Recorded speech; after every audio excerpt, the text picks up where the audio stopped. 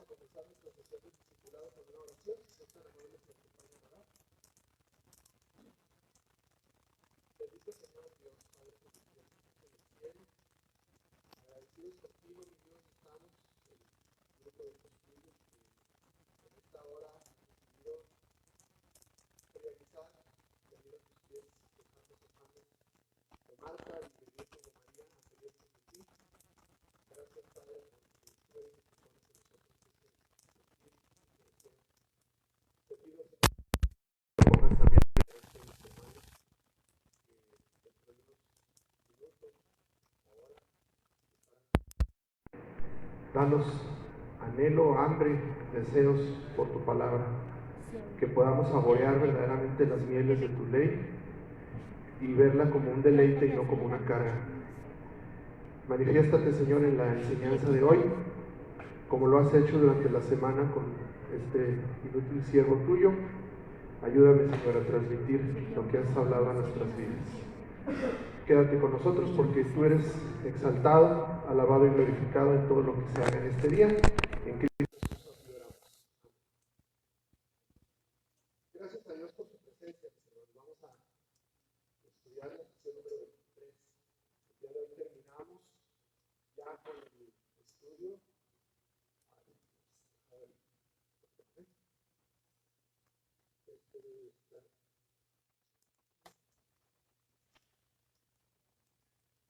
¿Vuelven a repetir, por favor?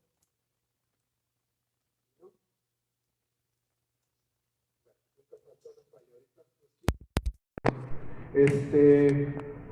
Vamos a terminar ya con el estudio de la carta a los Efesios. Ha sido muy aleccionadora, de mucha bendición esta enseñanza. Espero que para ustedes también lo haya sido. Hoy ya terminamos, vamos a dejar un ladito Efesios y nos vamos a ir a Esmirna la siguiente semana. Pero por lo pronto hay mucho que retomar. Si se acuerdan, la semana pasada lo dejamos inconcluso. ¿Me pones la tabla, mija, por favor?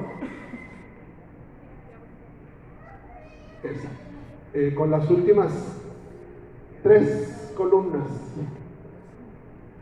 ¿sí? Por complementar. Espero que esas hojitas de trabajo sobrevivan, que todavía existan, que las traigan por ahí. Y complementen, por favor. Aquí en este caso no es muy laborioso, no es muy complicado, simplemente hay que desmenuzar el texto, agarrar las tijeras, partirlo y nada más colocarlo donde usted detecta que estamos hablando de él. En este caso faltaba la condena o el reproche que Jesús le hace a la iglesia de Efesios, y luego el llamado, que está dividido en 2, uno que es específicamente para ellos. Obviamente cada iglesia y cada cristiano toma también la parte que le corresponde, y uno que es explícitamente general. ¿Por qué? Porque por el simple hecho que dice: el que tiene oído oiga. Ahora sí que el que quiera, arrímese, ¿sí? Y el que no, pues efectivamente, todos los días vemos la muestra como hay oídos que no quieren oír, no porque no sirvan, sí sirven, están funcionales, pero están cerrados. Fíjense, a diferencia de la boca que la puedo abrir y cerrar, el oído no lo puedo cerrar. Dios quiere que nuestro oído siempre esté atento, siempre abierto, pero nuestra boca a veces hay que cerrarla. Y parece ser que hacemos todo lo contrario. Nos encanta hablar hasta por los codos y mi opinión, pero no queremos escuchar, y sobre todo la voz de Dios. Entonces el que tiene oído oiga, y el llamado es general. Bueno, entonces ya nada más nos faltaba a partir del versículo 4, por eso hoy recortamos la cita. Ahora sí, ponme por favor el pasaje, mija, hasta con letra más grandota. Vamos a leerlo, por favor. Apocalipsis 2, del 4 al 7.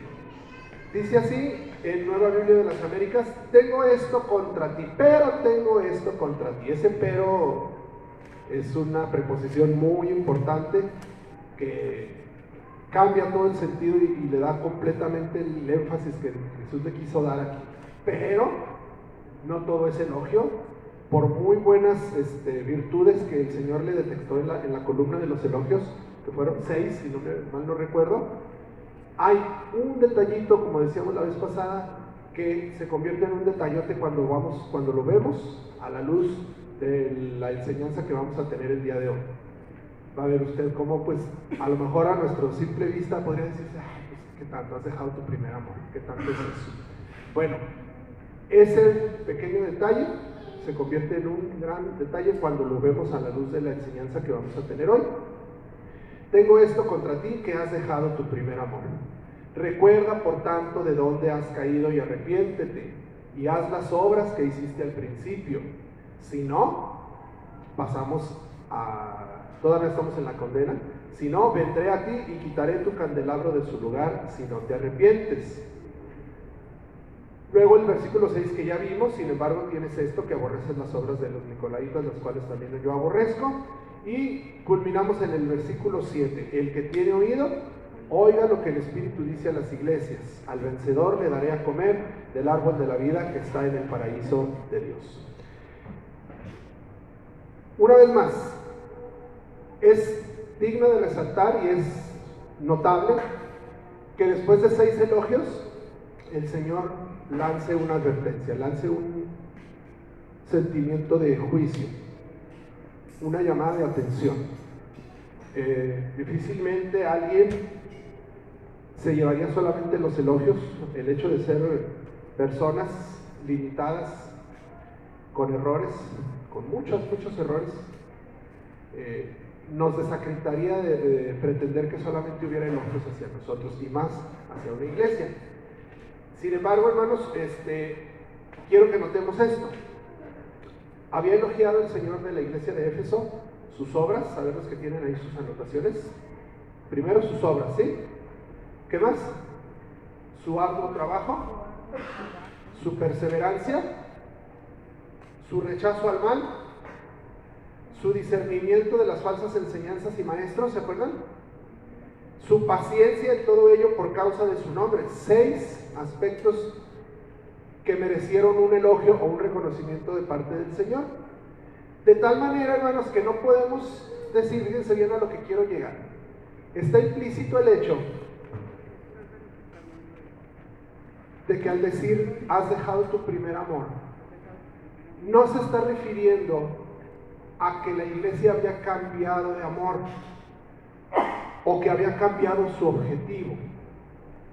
El hecho de que el Señor les reconozca que esas 6 cosas le agradaron, quiere decir que la adoración, el servicio incluso, la perseverancia, iban dirigidas en un sentido correcto.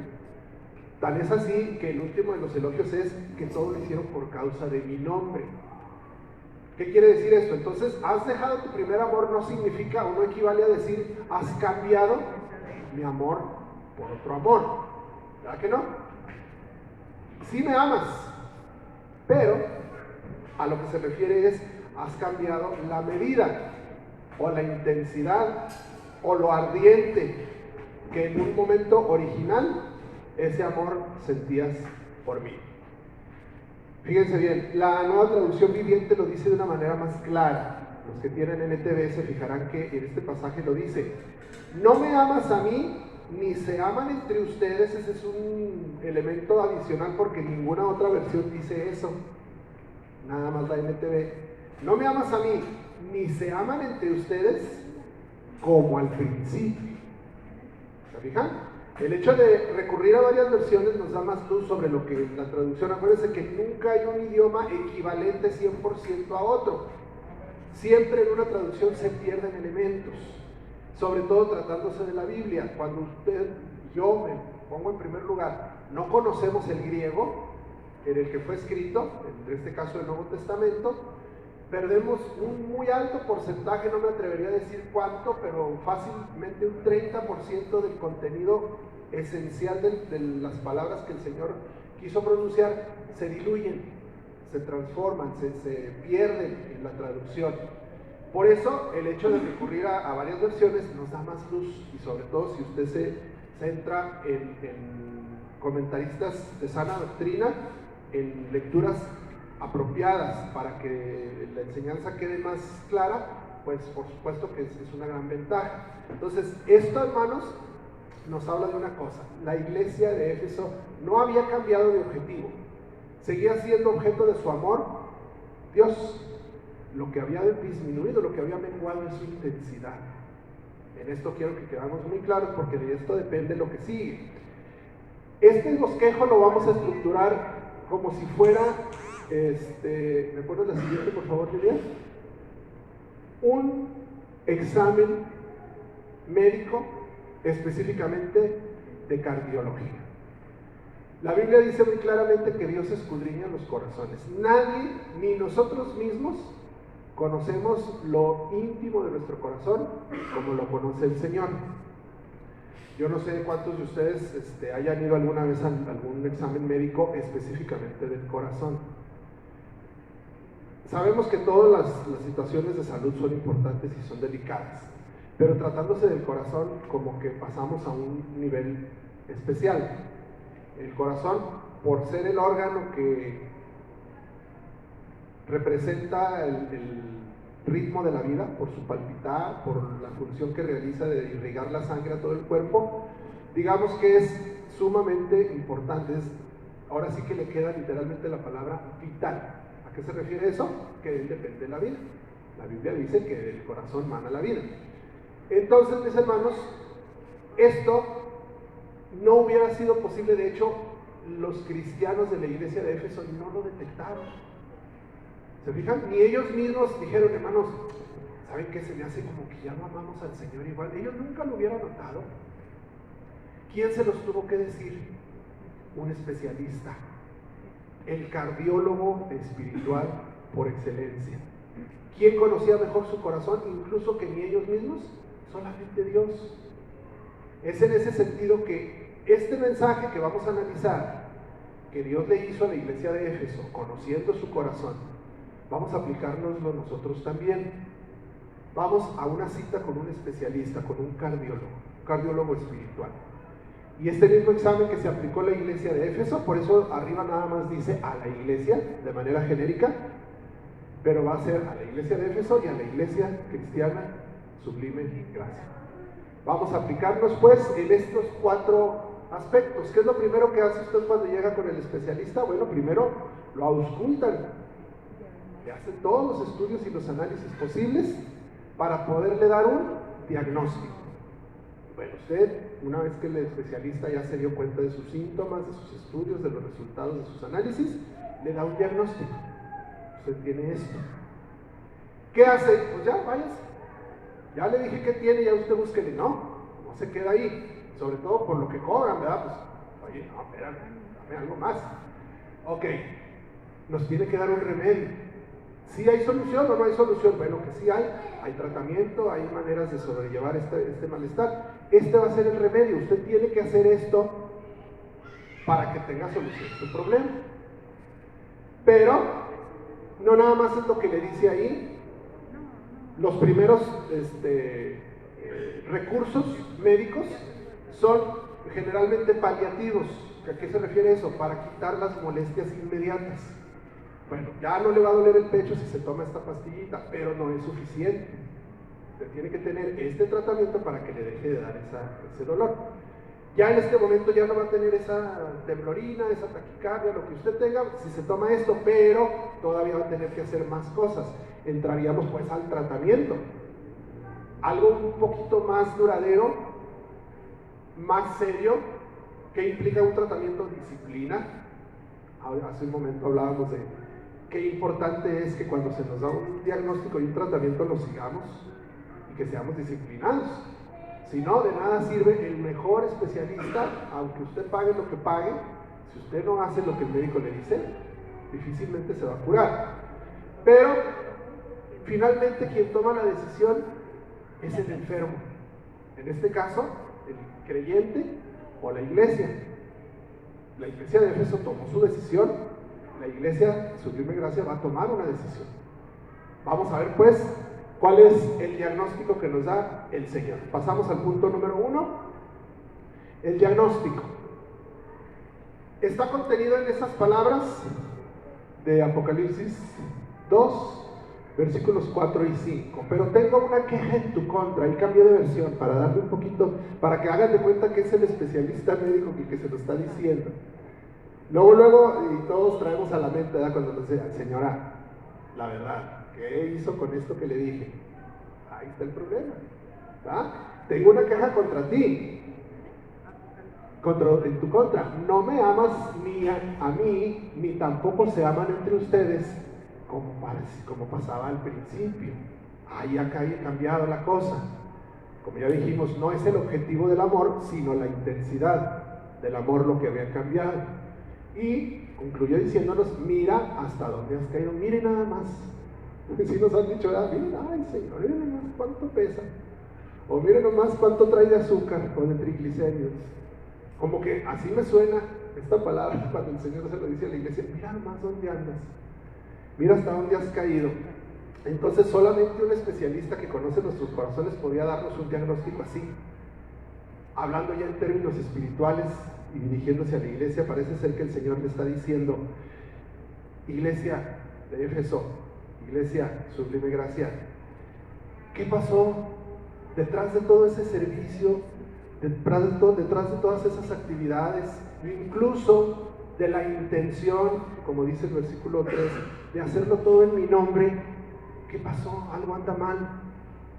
¿Por qué? Porque hay un alejamiento, detecto aquí con mis instrumentos especializados, hay un alejamiento de ese ardor inicial con el que en principio abrazaste mi palabra. Tal vez no cambiaste el rumbo, seguías en la misma dirección, pero sí bajaron el ritmo. ¿Qué es lo que pasó? ¿Qué es lo que estaba diciéndole Jesús a la iglesia de Éfeso? Se llegaron de tal manera a acostumbrar a ese amor de Dios y a ese amor entre ustedes, que los dejaron de maravillar, que se dejaron de sorprender, de disfrutar cada día como si fuera la primera vez de las cualidades y la magnitud de ese amor. Hagan de cuenta como los pilotos, llega un momento en que ya una vez el avión en vuelo y cuando van a viajar 8 horas en la misma dirección a cruzar todo el océano, el piloto de un avión pone un piloto automático y somete al avión a las mismas condiciones de vuelo durante varias horas, por lo que no es necesario que él vaya tenso, rígido, con las manos sobre el timón, ni con el pie sobre algún pedal, sino que se pueda relajar. Es lo que muchas de las veces las iglesias, y en este caso la iglesia de Éfeso, pensó que podía hacer. Era tal su respaldo, lo que ellos consideraban como sus cimientos, como sus fundamentos tan poderosos, con Pablo, con Timoteo, con Juan, como sus principales pastores y sus referentes históricos en su origen, que dijeron, pues ya de bajadita, ya nos podemos ir. ¿Cuántas iglesias no les pasa lo mismo? Respaldan todo su quehacer, todo su ministerio en su historia, en sus aparentes logros, que ustedes saben, dice la Biblia, son como trapos de inmundicia, lo que nosotros quisiéramos presumir como nuestro cuadro de honor, no son más que trapos inmundos, así como con el que limpia la cocina cuando acaba de hacer de comer, así quedan, así son las obras que nosotros le quisiéramos presentar al Señor. Es nada más su misericordia y su gracia la que nos justifica entre Él. Y eso es lo que le pasó a la iglesia de Éfeso. La pasión de esos corazones ardientes que 40 años atrás habían abrazado el Evangelio de una manera tan firme que soportaron una persecución ahí en esa ciudad, acuérdense, tan difícil, tan pecadora, tan perversa, que enfrentaron la afrenta y la acusación de los mercaderes que vendían las diositas de plata. Salieron adelante porque la fortaleza del Señor los había librado y creyeron que ya, de su historia, de su palmarés, de su prestigio, podían seguir viviendo. El Señor lo detectó, algo que probablemente ellos nunca se hubieran dado cuenta. ¿Qué pasaba? Estaban viviendo una fría obediencia, estaban creyendo que con el ejemplo de los padres, de los que hoy constituían la iglesia, era suficiente, un comportamiento adecuado, una religiosidad a lo mejor intachable ante los ojos de los hombres, no así ante los ojos de Dios, una ortodoxia doctrinal, porque muchas de las veces de eso decimos, no, aquí es pura sana doctrina, es más, ni coritos cantamos, a ese extremo llegamos. Es más, salud, ni siquiera prestan el púlpito, ningún otro predicador más que los pastores de aquí. Es una de las medidas que doctrinalmente algunas iglesias adoptan, nunca ceden el púlpito a otros predicadores, porque incluso dentro de sana doctrina pueden llegar con ideas poquito diferentes a lo que la iglesia quiere sostener. Es muy libre la iglesia de mantenerse así. ¿Es suficiente? Definitivamente que no. ¿Qué es lo que el Señor buscaba? Más que ortodoxia, más que obediencia, más que fidelidad, más que disciplina, asistencia, no, amor. La misma autenticidad con la que la iglesia y cada uno de los cristianos en lo particular había llegado al conocimiento de la palabra de Dios al mismo nivel. ¿Por qué bajarle? El pastor la semana pasada en su predicación nos hacía ver el ejemplo del matrimonio. Es normal hasta cierto punto, que no debería serlo, pero es normal que con el paso de los años pues ya no somos igualmente de afectivos y de efusivos y de cariñosos y de detallistas con nuestro esposo y con nuestra esposa. En el amor de Dios no. El amor de Dios hacia nosotros ¿ha menguado? Definitivamente que no. Sigue siendo incluso superior, porque entre más necesitamos, ¿sí? Cuando abunda el pecado prevalece la gracia, sobreabunda. Entonces podríamos decir hasta que el Señor multiplica su gracia y su amor hacia nosotros, porque el de nosotros hacia Él sí es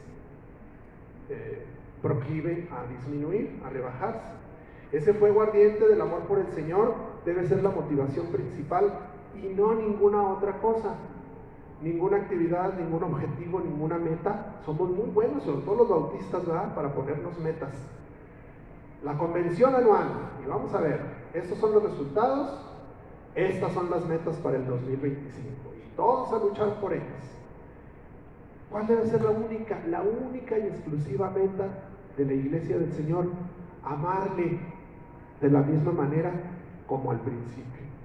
Y si no hemos llegado a amarle, bueno, pues amarle por primera vez, porque es bien sabido que muchas personas asisten a la iglesia, pero en su corazón no ha nacido todavía esa llama, esa luz de Cristo Jesús en sus vidas. El Señor refuerza esta idea con un mandato, con una frase muy elocuente: recuerda de dónde has caído. Todavía no llegamos al remedio, pero nos sirve de introducción. Si ustedes se fijan ahí, recuerda de dónde has caído, quiere decir que sí hay fluctuación. Si el Señor lo está diciendo es porque es una realidad. ¿De dónde has caído? Fíjate bien, ¿dónde estábamos? ¿Se acuerdan cuando lo hemos visto? ¿De dónde nos rescató el Señor? Del lodo cenagoso, del muladar, en otro pasaje habla de esa palabra, del fango. ¿Se acuerdan de aquel estudio del oro?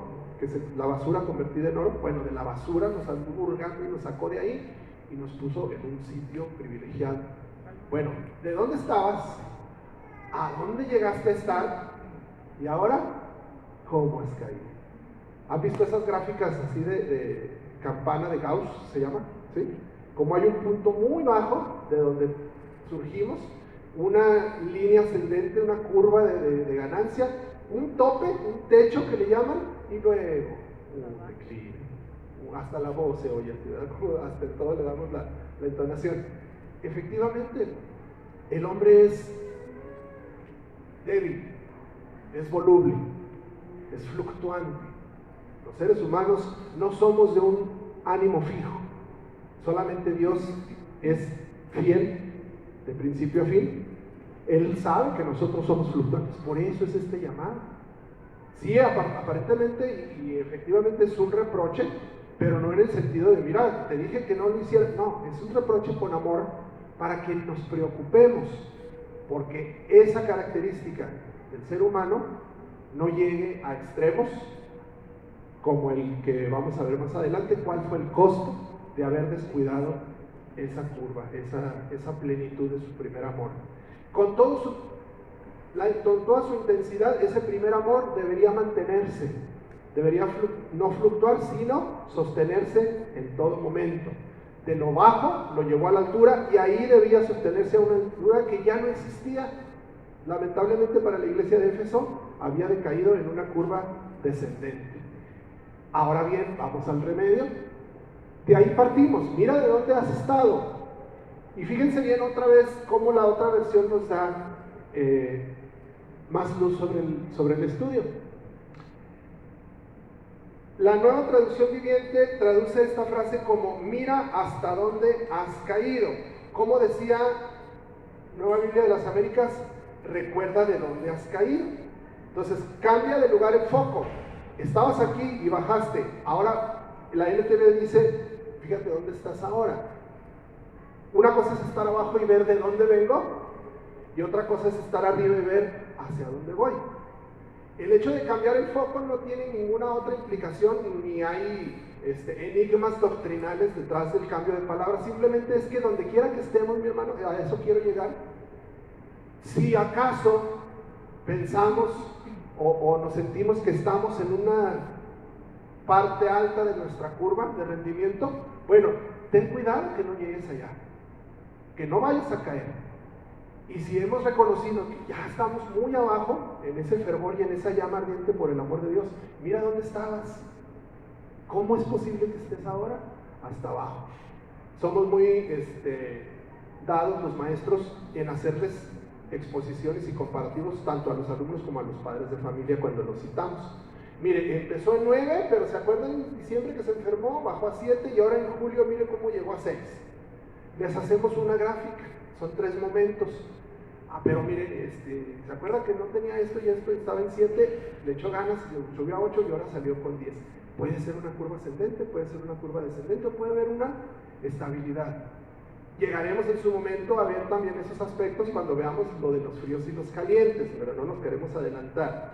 Hermanos, ¿quién es el único que puede detectar en qué lugar y en qué momento de nuestro rendimiento, de nuestro amor, de nuestro fervor por el amor de Dios, nos encontramos en lo personal y como iglesia? Bueno, dirán ustedes, pues solamente yo en mi relación con Dios. Bueno, a veces ni nosotros mismos, mis hermanos. El único que nos puede dar un diagnóstico especializado es el Señor. Él es el especialista. Y vamos a recurrir precisamente a la palabra de Dios para ver en qué situación estamos. ¿Cómo saber si nuestro amor por Dios ha menguado y en qué medida? Yo creo que nos evitamos la primera pregunta. ¿Creemos que nuestro amor por Dios ha menguado? ¿O alguien dice que no? Yo creo que esa no la brincamos, ¿verdad? Todos sabemos que se ha ido para abajo. A eso se refiere cuando dice, has dejado tu primer amor. No porque lo hayamos cambiado, no es que ahora seamos mormones ni musulmanes, no, seguimos siendo cristianos, pero ha mermado. Seamos sinceros y reconozcamos que no amamos al Señor de la misma manera como lo hacíamos al principio. ¿En qué medida? ¿Existirá algún parámetro, algún medidor? Qué bueno fuera que el Señor nos hubiera puesto así como nuestro reloj, pero que estuviera integrado a nuestro organismo, una agujita así, ¿verdad? Verde, amarilla, naranja, roja. Ya cuando llegue a roja, darme cuerda y volverlo a subir a verde. Algunos han inventado así, ¿ya? No sé si los han visto, el semáforo de Dios. Me llamó la atención y se los puse nada más como referencia. El semáforo del tráfico, cuando está rojo, nos dice pare. Bueno, aquí en la vida del cristiano, si estás en pecado y no has puesto a cuentas con Dios, te dice pare, pero de pecar, no de sufrir, pare de pecar. Bueno, si no estás en tan grave situación, pero ya sientes como que tu vida se está poniendo amarillita, ¿qué significa en amarillo? Preventivo, en el tráfico, en el semáforo. ¿Qué significa? Atención, alerta, atención a la voz del Espíritu Santo. ¿Cómo está tu vida devocional? ¿Cómo está tu relación con Dios? Tu confesión diaria de tu pecado. Y si estás en verde, y si no lo estás, aspirar a llegar al verde, que significa siga, en este caso, siga confiando en Dios. Ese es un buen recurso. Digo, está bonita la alegoría. Otros inventaron un termómetro, ¿me lo ponen, hija? El termómetro espiritual. Y ahí está al revés, el rojo no significa malo. Aquí el rojo significa la intensidad, la plenitud, ardiente. Más o menos más referente a lo que estamos viendo ahorita. El fuego ardiente del amor por Dios debe estar al tope, adorar, alabar, orar, agradecer, pero luego nos acostumbramos, pues yo ya no voy a ayunar, no, yo ya no voy a orar tanto, ya no voy a leer tanto, ya nomás voy a hacer esta oración, y le vamos bajando, se va poniendo amarillito, ya no está ardiente, ya nomás está calientito. ¿sí? Adoramos, pero adorar sin terminar de creer. Pero luego, ¿cuál es el riesgo? Pues de que ya estando ahí, pues ya estamos centrados en gastos, pues vámonos una rayita más para abajo, ya nada más somos tibios. ¿Y qué pasa en esa tibieza? Pues ya nada más es muy paulatina, muy esporádica nuestra adoración. ¿Y qué pasa al último? Terminamos por congelarnos. Frío, no adorar, al punto de que ya no adoramos. Son recursos, no estoy diciendo que lo apliquemos, pero es una manera de decirnos, ¿existirá en la Biblia algún medidor, algún parámetro para saber qué tanto se ha enfriado mi relación con Dios? No sé ustedes, pero yo me quedé con la duda de las 40 pautas que el pastor nos prometió la semana pasada. No las quise ni siquiera investigar para no meterme en terrenos que no son míos.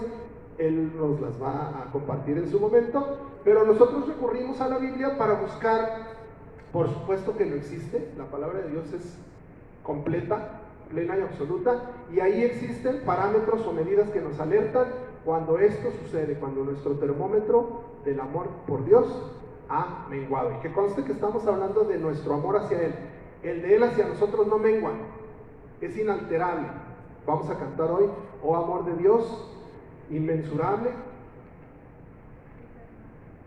raudal, bueno, dejé la letra, pero más o menos dime cómo dice.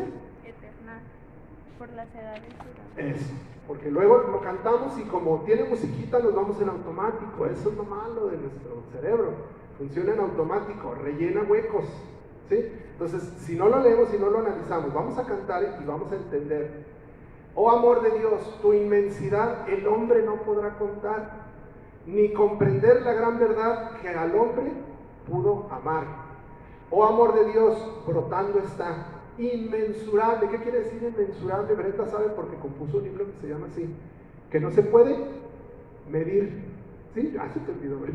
Eternal, por las edades durará, inagotable raudal. ¿Qué quiere decir inagotable? Que no se acaba. ¿Cuándo se irán a acabar las cataratas de Niágara? ¿Creen que ya se les está acabando la presión? Yo creo que no se va a acabar hasta que el Señor acabe con este mundo. Porque ¿de dónde sale tanta agua y por qué no deja de fluir? Solamente Dios sabe en su hermosa y maravillosa y perfecta creación por qué no se acaban esas cataratas. Y como muchas más, vino a la mente las Niágaras porque son las más famosas, pero en donde quiera hay.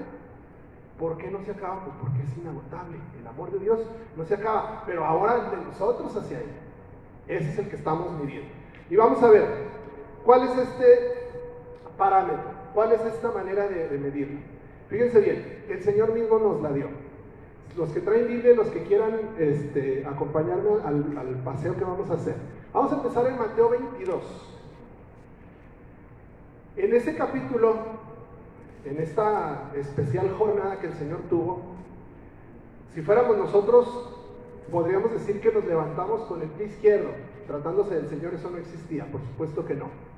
Él tiene todo bajo control, pero sí, ese día, los que sí se levantaron con un pie izquierdo o con un propósito de fastidiar el alma, fueron nuestros amigos los fariseos y los saduceos. Fíjense cómo en el mismo capítulo 22, en 3 ocasiones, se pusieron de acuerdo. Yo creo que tuvieron sesión de negocios un día antes y dijeron, a ver, vamos a planear. Mañana tenemos que hacerle la vida de cuadritos a este rabí, a este maestro, porque ya nos está colmando, nos está fastidiando mucho.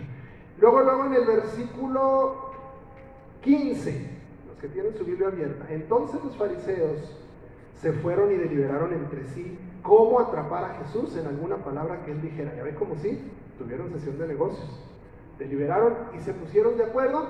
En el primero de los casos le preguntaron sobre el tributo. Oye, ¿es lícito que demos tributo a César? Y dijeron, hombre, aquí ahora sí que ya lo atrapamos. Porque si dice que sí, los judíos se le van a echar encima. ¿Cómo es posible? Pues no, que el rey de los judíos y que nosotros qué. Y si dice que no, se va a echar encima al imperio. Ya, pero con la seguridad iban a derrocarlo y lo iban a hacer quedar en mal. El poder de Dios, de la palabra de Dios, siempre citando a su Padre, es como el Señor salió bien librado. Denle a César lo que le corresponde, pero denle a Dios lo que también le corresponde. No sean hipócritas como diciendo, ¿verdad? Pero fíjense, se enojaron. aunque esto no se va a quedar así. En el versículo 23, no pasaron ni 24 horas, dice claramente, ese mismo día, se acercaron ahora los saduceos, cambio, relevo, ¿verdad? Así como en las luchas, se van a las cuerdas, le dan la mano y se mete el otro. Bueno, entraron ahora los saduceos, los que dicen que no hay resurrección, y le plantearon por ahí una historia sacada de un cuento de hadas que ni ellos mismos se la creían. Fíjate que una mujer se murió, porque dicen, una de nosotras, se casó con un hombre pero no tuvo descendencia. Luego, como dice la ley, se casó con su hermano, total que, según ellos, se casó con 7 hermanos y que con ninguno tuvo descendencia. ¿De quién va a ser mujer en la eternidad? El Señor, una vez más, con mansedumbre pero con firmeza, les dice, eso no funciona así. Ustedes ven las cosas desde el punto de vista humano, material. Las cosas celestiales se ven con otra visión. No les hago la historia larga, ustedes si quieren la leen en su casa. Al que quiero llegar es al que empieza en el versículo 34. Otra vez, mismo capítulo, misma situación, tal vez mismo día. Los fariseos se agruparon al oír que Jesús había dejado callados a los saduceos. Obviamente no pasó mucho tiempo. Para mí que fue el mismo día, porque luego, ¿sabes qué? No pudieron, ni con el de la moneda, no, ni con el de la esposa, no. Otra vez relevos, entra, cambio. Otra vez los fariseos se agruparon y llegó nuestra ficha fuerte, nuestro as bajo la manga. ¿Quién es el más listo aquí? Dijeron que pusieron a uno experto en interpretar la ley. Mandaron a su mejor ficha, a su Messi, como quien dice. Ahora, te toca. Y para ponerlo a prueba llega y le pregunta, maestro, ¿cuál es el gran mandamiento de la ley? Yo no sé cómo dice en Reina Valera, el principal mandamiento de la ley, el gran mandamiento de la ley. O sea, el mero bueno, el más importante. Dijeron, aquí sí lo vamos a torcer, porque todos los mandamientos son importantes, y más porque los fariseos le añadieron. ¿Sí? Entonces, no solamente los que ya de la ley mosaica emanaban, sino los que ellos habían impuesto al pueblo, que por supuesto ellos no seguían, y si lo hacían era nada más por aparentar. Cualquiera de ellos hubiera sido importante. No hubiera sido posible que decidiera Jesús por uno, según su punto de vista, por uno en específico. Y él le contestó, amarás al Señor tu Dios con todo tu corazón, con toda tu alma, con toda tu mente. Marcos agrega, con todas tus fuerzas. Este es el grande y primer mandamiento. Y el segundo, que no lo vamos a ahondar hoy, porque el objetivo de la lección es el amor por Dios, pero que también es importante, acuérdense cómo le dice en Apocalipsis a la iglesia, no me aman a mí ni entre ustedes. Ya en su momento vamos a hablar del amor entre nosotros, pero ahorita nada más lo vemos como referencia. El segundo es semejante a este, amarás a tu prójimo como a ti mismo. Hermanos, lo cierto es que el más importante mandamiento que Jesús identifica, tanto en la ley como ahora para nosotros, porque somos muy dados a decir, es que nosotros ya no estamos bajo la ley, sigue siendo el mismo. Jesús mismo está interpretándolos y diciéndoles, no cumplan con todo, cumplan con este. Y de ahí se derivan todos los demás, ni siquiera se van a tener que esforzar. Si tú amas a Dios con todo lo que eres, con todo lo que haces, no necesitas esforzarte en buscar cumplir con todo lo demás. Ese es el más grande y más importante mandamiento que Dios ha identificado para que su pueblo se relacione con Él. Amarlo a Él por sobre todas las cosas. ¿Cuándo cumpliremos eso? Nunca. A cada instante y a cada momento estamos faltando y estamos pecando, porque nadie es capaz de cumplir a cabalidad con ese mandamiento. Entonces, para los que habían dicho que tal vez no estábamos allá abajo, sino que estábamos acá arriba y me estoy cuidando de no llegar acá abajo, piénsenlo 2 veces. Nadie está en el lugar en donde Dios nos quiere tener en cuanto a nuestra relación con Él, en cuanto a nuestro amor por el Maestro. Su respuesta definitivamente es contundente. La verdadera medida del propósito de Dios para la vida del hombre es amar a Dios. ¿A qué medida? Por sobre todas las cosas, incluso al grado de que se extienda para que ame a mi prójimo como a mí mismo, algo en lo que todos fallamos hasta el último segundo. ¿Y cuál es este parámetro? Bueno, pues ¿En qué se identifica? Pues precisamente en que demos evidencia de que le estamos amando. No nomás es decirlo, ¿sí? Por mucho que yo le diga a mi esposa que la amo, pero no la trate bien, por mucho que usted le diga a sus hijos que los ama, pero no los trate bien, ellos no se lo van a creer. Si yo le digo a Dios que lo amo, ¿por qué no se lo demuestro? ¿Cómo se lo demostramos? Vamos a Juan 14, del 21 al 23. Dice, el que tiene mis mandamientos y los guarda, porque yo los tengo, usted los tiene, yo creo que todos los tenemos, y aunque no lo tengamos impreso, tenemos acceso a él, pero no todos los guardamos. Bueno, lo guardamos en el librero, pero guardarlo en el corazón se refiere. El que tiene mis mandamientos y los guarda, ese es el que ¿qué? Me ama. El que me ama. Ahí está la clave. ¿Cómo le demuestro a Dios que lo amo? Obedeciéndolo, guardando sus mandamientos, guardando su ley. Y el que me ama será amado por mi Padre. Ahí entra la reciprocidad, ¿sí? Tan importante, y que muchas de las veces nada más queremos como el asadón, ¿verdad? Nomás para acá, para acá, para acá y nada para allá. Ámame, Señor, bendíceme, dame, cuídame, provéeme, sálvame. ¿Y tu amor hacia mí? Lo que le dijo a la iglesia de Éfeso. ¿Qué pasó con ese amor? ¿Por qué has faltado a tu primer amor? Y yo lo amaré y me manifestaré a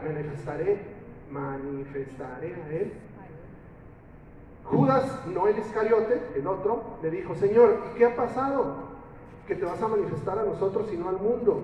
Jesús le respondió, si alguien me ama, guardará mi palabra. Ahí está la prueba, ahí está el parámetro. Mejor que un termómetro, mejor que un semáforo, más sencillo, ni siquiera hay grados, ni siquiera hay niveles, hay uno solo, obedecer.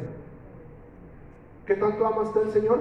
Mira qué tanto le obedece, mira qué tanto su fidelidad da muestras de que para usted no hay algo superior a que Dios sea honrado y glorificado.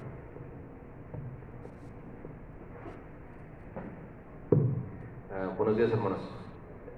Hace tiempo estaba leyendo unos comentarios de R.C. Sproul, de Stott, el hermano Michelen y de Paul Washer, y todos coincidían que hablando de la fe y hablando del amor, no hay medida cuantificable, es decir, pues el medio está medio lleno o está medio vacío, sino simplemente la medida de la fe y la medida del amor es en base a la calidad de tu fe y a la calidad de tu amor. Y mencionaban ahí dos ejemplos. Uno de ellos es Caín y Abel cuando presentaron su ofrenda delante de Dios. No es cuantificable, pero sí es valorable por parte de Dios. ¿Cuál es la calidad de la ofrenda por parte de estos dos personajes? ¿Y cuál fue la consecuencia de cada uno de ellos? Y otra de ellas es cuando delante en el templo llega el publicano y llega el fariseo y ambos presentan una oración, y esta no es cuantificable, pero sí es valorable. Entonces la calidad en la cual nosotros nos presentamos delante de Dios o lo que le ofrecemos a Dios es lo que Él recibe o no lo recibe, porque nosotros si lo entregamos de todo nuestro corazón, como usted lo dice, mi hermano, entonces Él lo va a recibir porque le estamos ofreciendo lo mejor, la mejor calidad, como una prenda. Si tú vas a comprar una prenda y esa está rota o trae agujeros, creo yo que no la vas a comprar porque su calidad es ínfima. Pero si la calidad de la prenda es de la mejor, pues tú la vas a obtener y la vas a valorar y la vas a cuidar. En esa misma medida es el amor y la fe que nosotros presentamos delante de Dios, y ese es el comentario que quería hacer. Muy bien. Muchas gracias, hermano, muy útil. ¿Cómo? Efectivamente, no es cuantificable en cuanto a número, no es cuantitativo, sino cualitativo. Y el Señor que escudriña y ve los corazones sabe determinarlo, si es sincero mi oración, mi adoración, lo que le presento al Señor, y si ese amor es el máximo que yo puedo dar. Y no se mide, como les digo, ni en caricias, ni en afectos, ni en te quieros. Se miden en la sinceridad que el Señor ve en nuestros corazones. Él lo dijo en Mateo, el mismo Señor Jesucristo, Mateo 10:37, que el que ama a padre o madre más que a mí, no es digno de mí. Y el que ama hijo o hija más que a mí, no es digno de mí. El que no tome su cruz y siga en pos de mí, no es digno de mí. Él le preguntó en una ocasión a Pedro, Pedro, ¿me amas? Y se lo preguntó 3 veces. No precisamente en correspondencia a las 3 veces que lo negó, no. Muchos le adjudican, es que tenía que ser una por cada negación, no. Es una manera de ejemplificar con un número de que el hombre es voluble. Pedro era voluble, pero soy más voluble yo, porque él 3 veces lo negó y nosotros lo hemos negado 70 veces 7, haciendo una vez más uso de los ejemplos de Pedro y contando, porque faltan, todavía no me muevo. Lo negamos cada vez que renegamos de su mandato, de su fidelidad, de sus preceptos, y cada vez que le fallamos. Por eso todos los días es necesario que vengamos ante Él en arrepentimiento y fe. Y como bien dice mi hermano, la evidencia más plausible, más entendible, es la fidelidad con que servimos y amamos al Señor. No en número, sino en calidad. Termina diciendo Pablo en 2 Corintios 5, pues el amor de Cristo, dice Reina Valera, nos constriñe. Nueva Biblia de las Américas dice, nos apremia, nos empuja, nos motiva. Ándele, el amor por Cristo es el que nos hace funcionar como cuerpo de Cristo, como iglesia. Entonces esto aplica tanto en lo personal como en lo colectivo. Este es el diagnóstico que Jesús le da a la iglesia cuando dice, has dejado tu primer amor. Podríamos interpretarlo como, has dejado la medida original de tu primer amor, ¿sí? Para que nos quede más claro. Pero el doctor no nos dejó así, nos da ahora el tratamiento, y ese lo tenemos cuando vemos el enunciado. Recuerda, por tanto, de dónde has caído, y arrepiéntete y haz las obras que hiciste al principio. ¿Qué hago, doctor? ¿No va a morir? Bueno, si no hace esto, muy probablemente sí, pero usted tiene una opción y una alternativa de vida si hace esto. Ejercicio diario, higiene, medicamento, deje de comer esto, empiece a procurar estos alimentos. Nos da una lista, ¿verdad? Bueno, esta lista es más sencilla. 3 pasos nos da el especialista. ¿Para qué? ¿Qué es lo que andamos buscando? Que nuestro amor por Dios se mantenga arriba. ¿Sí? No pierdan de vista el objetivo, porque luego se me quedan ahí en blanco. ¿Cuál es el tratamiento? Recuerda. ¿Qué quiere decir cuando dice recuerda? Bueno, en este caso, recuerda de dónde has estado, de dónde llegaste a estar y mira hasta dónde has caído. Bueno, ese recuerda no nada más implica, ay, sí, mira cuánto anhelo volver a estar ahí. No, poniéndole acción a ese recuerdo. ¿En qué estriba eso? Bueno, primeramente dice el Salmo 103, no olvides ninguno de sus beneficios. Recuerda de dónde te sacó el Señor, vámonos más atrás, no de dónde has caído, de dónde te sacó el Señor para ponerte allá arriba, y tú, por tus propios errores, has vuelto a bajar, como que queremos volver a donde estábamos. No sé por qué nos llamará tanto la atención ese lodo, ese fango.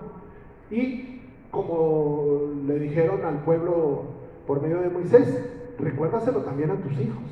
El recordar, hermanos, no podemos olvidar la obra que el Señor ha hecho con nosotros. Por pura gratitud, como dice el canto, en agradecimiento le decimos a mi Señor, muchas son las cosas que tú me has dado, por eso te sirvo, no porque me lo impongan, no porque tenga que hacerlo, no porque quiero figurar. En pura gratitud, de dónde me has sacado y dónde me has puesto, por puro servicio, por pura gratitud es que yo te sirvo, Señor. Arrepiéntete. Algo que muy difícilmente estamos acostumbrados a hacer. Creemos que el arrepentimiento nada más fue cuando pedimos perdón por nuestros pecados y vinimos a Cristo. Todos los días fallamos, hermanos. Le seguimos fallando. Si usted no tiene el hábito de venir a Cristo Jesús todos los días arrepentido de lo que le ha fallado, tenemos que empezar a practicarlo como una norma de vida. Acuérdense, el mismo salmista David decía, crea en mí, oh Dios, un corazón limpio y renueva. ¿Qué quiere decir renueva? Volverlo a ser nuevo todos los días. ¿Sí? Nosotros estrenamos lo que sea, una ropa, zapatos, un auto, y a partir de ese momento se empieza a deteriorar. Difícilmente lo vamos a volver a poner como al inicio, ya no se puede. Por mucho que usted limpie sus zapatillitos todos los días o su reloj, lo que haya comprado, ya hay un daño que ya no se va a revertir. Hasta que llegue el momento en que ya lo tiene que cambiar, porque ya no quedó como nuevo. el espíritu que el Señor quiere renovar en nosotros sí puede quedar como nuevo, como en su estado original. Por eso la importancia que David le daba: renueva un espíritu recto dentro de mí. Y el tercer remedio, la tercera recomendación médica: vuelve a practicar las obras que hacías al principio, de la misma manera. Y no se refiere específicamente a las obras como nosotros las entendemos. Vuelve a hacer lo que hacías. Sigue siendo como nuevo creyente, como un recién rescatado cuando supiste hacia dónde te dirigías y viste a dónde te trajo el Señor, con esa misma intensidad y con esa misma gratitud. Cuando Jeremías le dice al pueblo: vean, párense en los caminos y miren, pregunten por los senderos antiguos cuál es el buen camino y anden por él, y hay una recompensa si lo hacen, hallarán descanso para sus almas. Sin embargo, ese mismo pasaje, el último rengloncito de Jeremías, dice: pero ellos no quisieron. Si lo han leído, ¿verdad? Sí.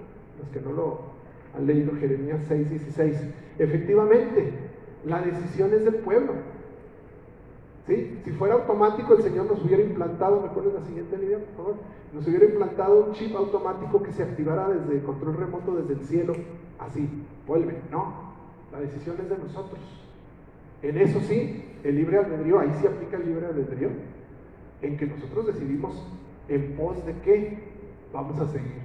La decisión se divide en dos partes, ahí está. Hay una recompensa y una promesa para los que lo quieren. El que tiene oídos y oye, pero también hay una consecuencia para el que no quiso tener oídos, porque sí los tiene, pero no quiso oír y no decidió venir al Señor. Vamos a empezar con la izquierda. Si no te arrepientes, iré y quitaré de su lugar tu candelabro. El especialista divino ya hizo su parte, ya dio su diagnóstico, ya dio el remedio y ya dio el tratamiento. Viene ahora la decisión del enfermo. ¿Qué hará con esa recomendación? El costo, hermanos, que representa resistirse y desobedecer al llamado, créame lo que es bastante alto. Que dice: vendré pronto a ti y quitaré tu candelero de su lugar. Permitir que la llama intensa del amor de Dios se extinga en nuestras vidas, tanto personal como iglesia, hermanos, implica un gran riesgo, una pérdida que de veras no podemos alcanzar a magnificar.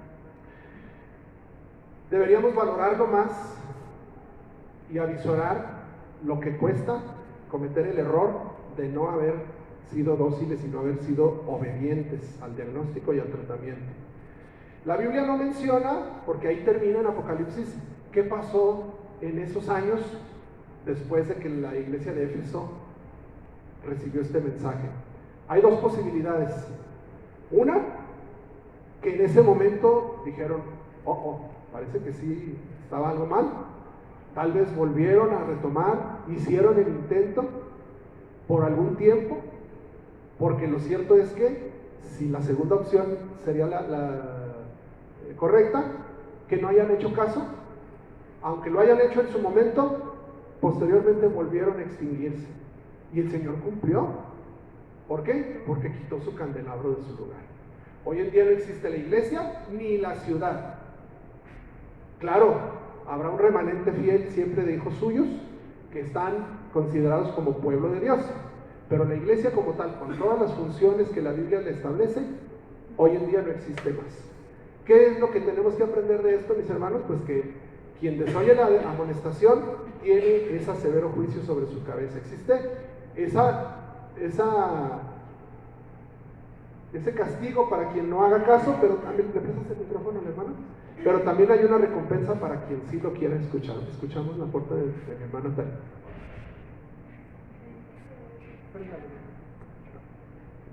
Bendiciones, hermanos. Sí, quisiera comentar algunas cosas de su exposición tan llena de bendición, mi hermano Pepe. Es impresionante que el Señor comienza con esta iglesia diciendo: pero tengo contra ti que has dejado tu primer amor. Y la motivación que Dios pide para que hagamos todo es el amor. Cualquier otra motivación no sirve, no funciona o es de poca durabilidad.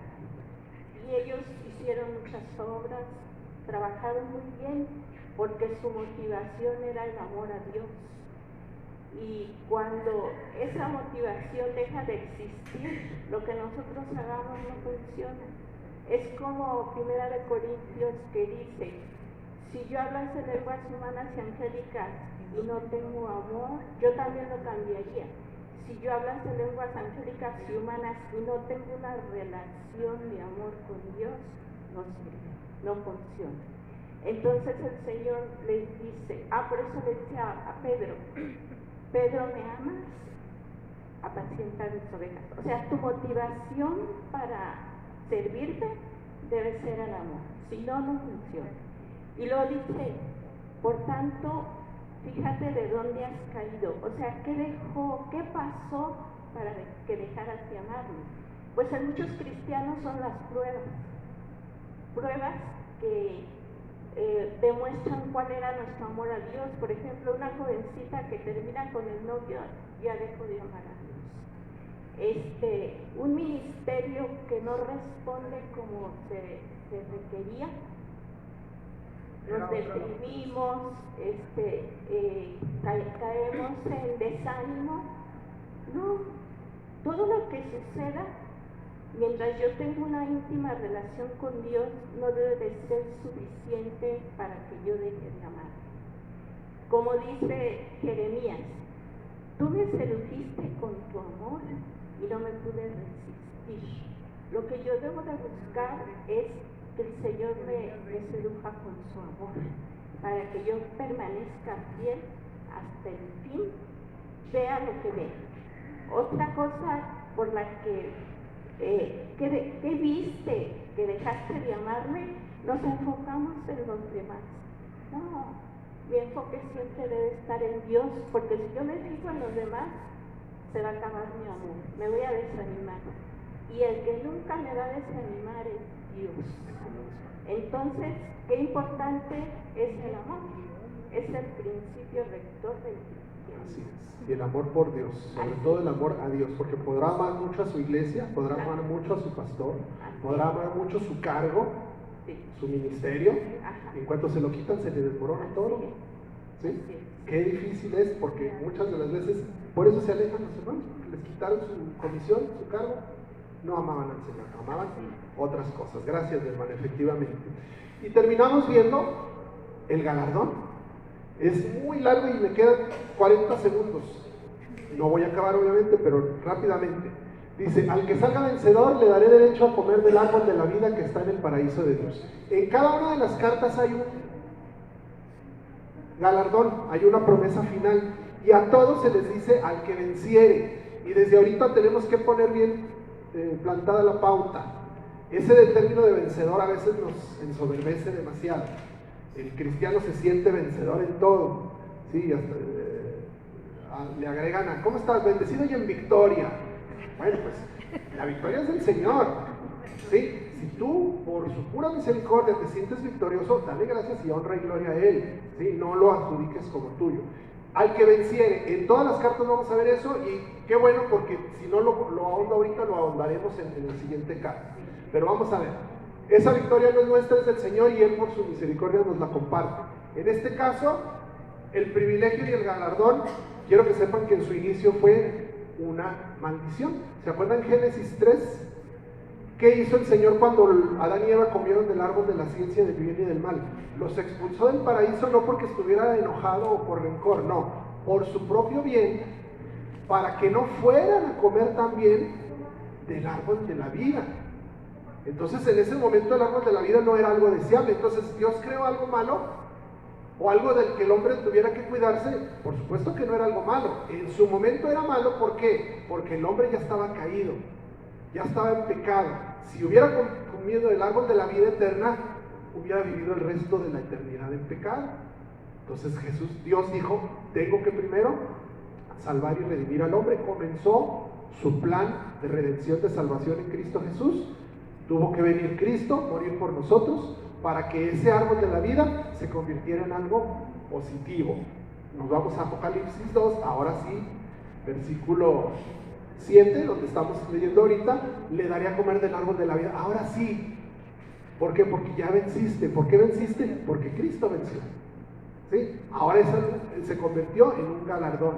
¿Y cómo se ve manifestado? En Apocalipsis 22. A cada lado del río estaba el árbol de la vida, otra vez aparece ahí, que produce 12 clases de fruto, dando su fruto cada mes. Luego en el versículo 14, bienaventurados los que lavan sus vestiduras para tener derecho al árbol de la vida y para entrar por las puertas a la ciudad. Y en el versículo 19, y si alguien quita de las palabras del libro de esta profecía, Dios quitará su parte del árbol de la vida y de la ciudad santa descritos en este libro. ¿Sí? Ese árbol de la vida es un galardón para los que con Cristo han vencido. ¿Y cómo lo van a hacer? Sosteniéndose en su amor. Conclusión, la primera, y con esa nos despedimos. La sutil, muy imperceptible, pero muy dañina decadencia progresiva de nuestro amor por Dios, mis hermanos, debe ser considerada y alertada como un pecado. Si usted quiere imperceptible o a lo mejor inocente, sí ama a Dios, pero no como de bien. Bueno, aunque parezca bueno, es algo negativo, porque ese es un pecado que nos abre la puerta a otros pecados más, como los que acabamos de mencionar. ¿Sí? Caer, incurrir en costumbrismos, en religiosidades, en legalismos, y eso nos aleja del amor genuino que Dios demanda de su pueblo. Y hay que ponernos alertas, mis hermanos. No tenemos un semáforo de colores, pero sí tenemos un semáforo en el corazón, cuando todo esto que vimos en la clase de hoy nos alerte de que dejamos de amar al Señor con la misma intensidad que al principio. Y aunque el pecado en la iglesia, por supuesto que es motivación de juicio, también no podemos olvidar que por nada decayeron sus misericordias, como dice Lamentaciones. El Señor sigue sustentando a su iglesia y su amor hacia ella es incondicional. Y pues sin duda que la iglesia de Éfeso se sacudió cuando leyó su carta, de la misma manera en que estamos llamados a sacudirnos, a estremecernos ante esta realidad, porque este mensaje también es para nosotros, si es que hemos entendido que este mensaje sigue teniendo la misma vigencia que tuvo en su momento. Y como decía el especialista, todo depende de ti. Ahí está. ¿Cuál va a ser tu reacción? ¿Cuál va a ser tu respuesta? ¿Tienes oídos? ¿Vas a oír o los vas a cerrar? Ahí está el galardón y ahí está la consecuencia. Nos vemos la próxima semana, mis hermanos, con el estudio ya de la carta a Esmirna, la iglesia perseguida. Oren y llenen su cuadro, ya pueden hacerlo porque eso nada más es cuestión de transportar los versículos a la columna correspondiente. Que Dios les bendiga, mis hermanos, y gracias por su presencia. Les espero la próxima semana a las 10:30 de la mañana. Dios les bendiga.